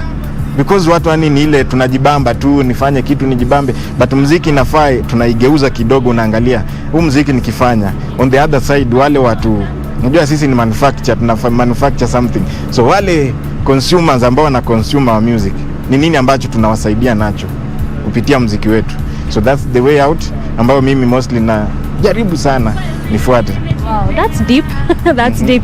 So it's about that time now we bring Gertrude atuambie now her side of the story on this same song that you're talking about, which actually is their latest song called Mama Wakambo. From Baby Black atuambie his perspective is ule Mama Wakambo mwenye si mzuri, eh? Now from Gertrude's side, ni the one that actually is someone who's good and changing our perception of who stepmothers are, si ndio? Why did you choose your angle? Mbona specifically go with that thinking of, or that thought of, let me paint them as good people? Tasemaji, Mama Wakambo ni ukimtreat vizuri, azin ukimpenda pia atakupenda. Nataka tukuone nani anaongea. Nimeshtuka. Natetemeka, lakini itabidi tu nimejipea nguvu. Okay. Mama Wakambo ni mtu pia. Na Mama Wakambo pia anaweza kuraise, na ni mtu anaweza takupenda kushinda mama yako mwenyewe. Sieti juu ni Mama Wakambo akikwambia umevaa vibaya unaona tu huyu mama ananionea. Inafaa pia uende ukae chini ujifikirie, ukweli ngo nimevaa vibaya? Ukiona anakuambia kitu, fuata hiyo kitu, inaweza kwa the right way. Mimi tu niliona tusichukulie wa mama, hata saa zingine mimi penye nitaenda maybe nitakuwa Mama Wakambo wa mtu na sijui. Alright. Sikia ya. Na mbona collabo na Baby Black? Baby Black ni mtu wako experience na music. Ni one of my mentors. Cause kama si yeye singekuwa kwa music. Singeendelea na music, that is si ndiye alinileta kwa music, but mimi nikimwangalia venye yeye ufanya napata nguvu ya kuendelea na music. Hata nikifanya ngoma na niambia hii iko poa. Sasa yeye ndiye ananipea nguvu na motisha kuendelea, because ameka kwa industry sana. Hata mimi namuombeanga Mungu aende juu kabisa. Wow, that's nice. That's nice. Thank you so much, at least for telling us why you chose to go with that other side of Mama Wakambo, because we always think of them as watu wenye can they really be there for these other children? Sindio? Yes, they can. Yeah, all right. Now, when you hear what she's saying in terms of when you come a role model wake anakuangalia, you are like her mentor. How does that make you feel as someone who's really been here for a long while, given the fact that unapata wasanii wengi they really lack that. They really lack mentors and people to look up to as we finalize. Okay, for me, when I got into music, sikuwa na mtu wa kunishika mkono. So when I came, at least ikafika mahali ambapo naona naweza fanya kitu na watu wasikie, yeah. So I chose, niliona at least nifanye kitu ambacho wale watu watakuja at least kuniangalia mimi kama mentor wao, itawasaidia na itawafanya pia wakue like me. Unajua, like for her Divusi tumewaka pamoja, we work in the same studio, Sound 34 Media. She has been there. Kuna wimbo wake hiyo ambao unaitwa Dimela, so I saw content yake pia venye ana create music. Dimela ni kama kaupepo fulani, ile inabebanga nyumba, inaangusha nini, unaona. So ile mimi nilikwanza naangalianga mtu venye una make your own things, and then naona you have got something in you, and at least ukiwork on pia pamoja na mimi tunaweza sukuma. Sio tu Mama Wakambo peke yake, tumefanya so far 2 songs. The other one maybe video itakuwa inakuja late, maybe next month, because ni wimbo ambao ndio tunapangia video. Sitaki tutoe uhondo sana, but we are working on a second project. The audio is already out, but now the video is ndio tunashughulikia. Thank you so much, at least for your time, and also making us understand more about our culture na muziki ya Kenya. All right, that's how we bring this conversation to a close. That has been Baby Black as well as Getro, just talking to us about their music and their different various journeys. But again, this is how we close Entertainment Thursday this morning. Till next week, my name is Dorina Rangi. Good morning.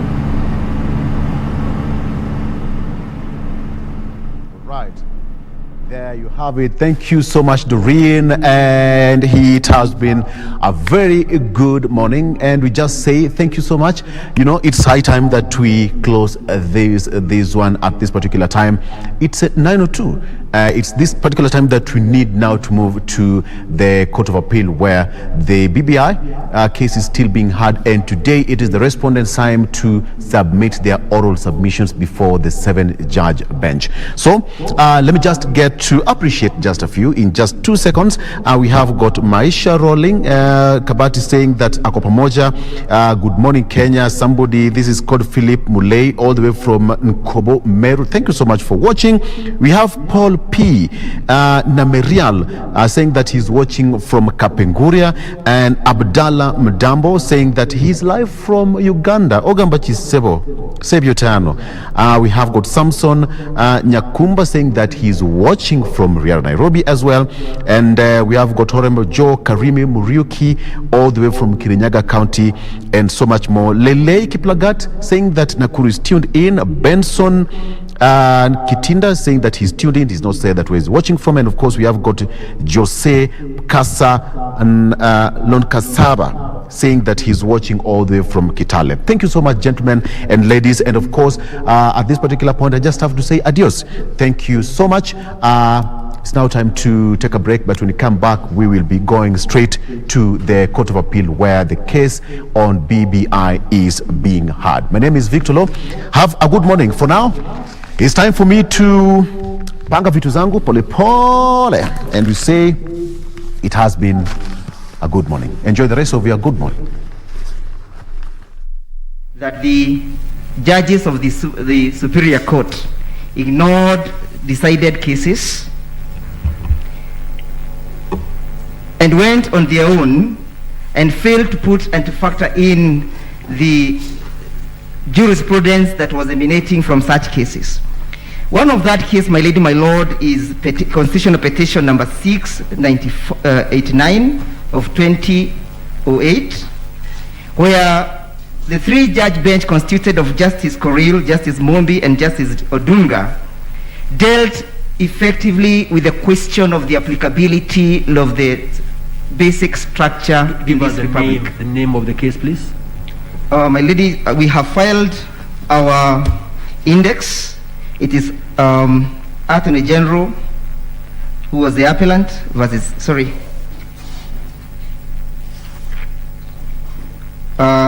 It was Samuel Mutua Kavuitu and others, versus the Attorney General.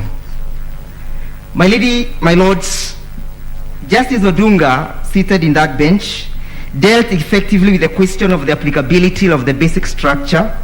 And at paragraph 158, my ladies, my lord, they made an observation that the question of the basic structure only affects Parliament, and that Parliament cannot alter the basic structure without involving the people.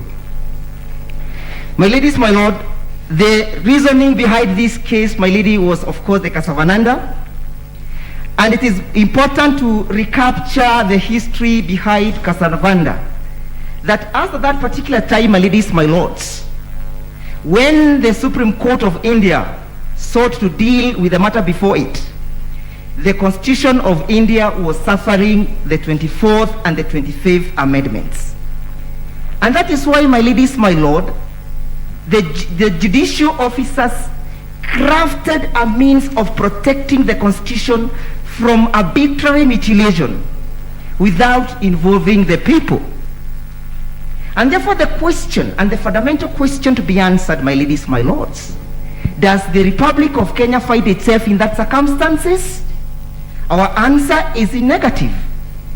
The Republic of Kenya and the people of Kenya, when they gave unto themselves the Constitution, having experienced similar experiences in the repealed Constitution, enacted Article 255. And when they enacted Article 255, my ladies, my lord, they also reserved some powers for themselves. The powers emanate from Article 1, when they said that the people can exercise their powers directly or indirectly. And in the question of the amendment of the Constitution, they reserved themselves under Article 257. Article 257 is clearly for the individuals and the Kenyans who have no access to parliament. My ladies, my lord, that observation was done by the judges of the Superior Court. If you look at paragraph 490 of the impugned judgment, all the way to paragraph 496, the judges are making a very correct observation that them that do not have the ability to move amendments through parliament, they have their leeway in Article 257. But what do they go and declare, my ladies, my lord? They go and make an observation that even with